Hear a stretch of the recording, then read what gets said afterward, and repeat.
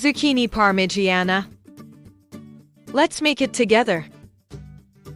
Wash and peel a small onion, chop it into pieces. Put some oil in a pot, add the onion, and cook. Add the tomato pulp and cook for 15 minutes. Season with salt and fresh basil to finish. Wash and trim the zucchinis. Cut them into thin slices. Sprinkle with salt and coat them in flour. Fry in peanut oil until the zucchini slices are golden brown.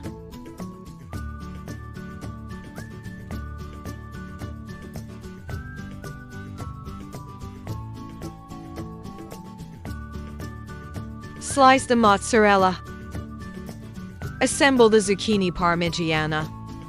In a baking dish, spread tomato sauce on the bottom. Place a layer of zucchini. Cover with more sauce.